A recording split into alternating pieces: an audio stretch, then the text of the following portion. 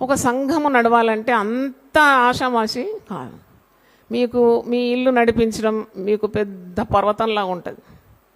అయ్యో అది అయిపోయింది, ఇది అయిపోయింది, ఎట్లా చేయాలి, ఇట్లా చేయాలి, అట్లా చేయాలి, ఎంత ఆరాట పడతారు. ఒక చిన్న మీటింగ్ మీ ఇంట్లో ప్రార్థన కూడిక పెట్టాలంటే మీ తల ప్రాణం తోకొచ్చేంతవరకు మీరు ఆరాట పడుతూ ఉంటారు.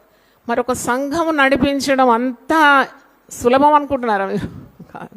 నిద్ర ఉండదు మాకు ఎప్పుడు నిరంతర పోరాటం ఉంటుంది. మా మీద ఎవరి కన్నులు ఉంటాయి తెలుసా? సాతాను ఉరిమి చూస్తాడు మమ్మల్ని. ఓహో, మరి నువ్వు నిలబడడం ద్వారానే కదా ఇంతమంది ప్రభు మార్గంలో వస్తున్నారు, నీ అంత చూస్తా అని బెదిరిస్తూ ఉంటాడు. సో ఇలాంటి ఆరోగ్య సమస్యలు ఉంటాయి, కుటుంబంలో సమస్యలు ఉంటాయి. మీరు వచ్చి మాకు చెప్తారు, మా సమస్యలు మేమెవరికి చెప్పాలా? అన్నీ ఆలోచించాలి.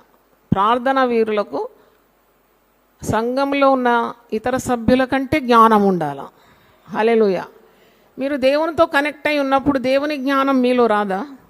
తప్పకుండా వస్తుంది. మీరు అన్నీ గ్రహించాల. ఓ, ఇంత కష్టపడితేనా ఈ సంఘం నడిచేది, ఎన్ని విభాగాలు ఉన్నాయి, ఎన్ని కార్యాలు ప్రతిరోజు జరుగుతుంది, ఎంతెంత ప్రయాసపడుతున్నారు.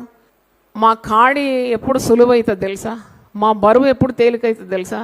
మీరందరూ యథార్థంగా ప్రార్థన చేస్తే, మీరందరూ ఆత్మ భారంతో ప్రార్థన చేస్తే ఆ దేవుడు మరి కనికరించి ఆ కార్యాలన్నీ సఫలం చేస్తాడు.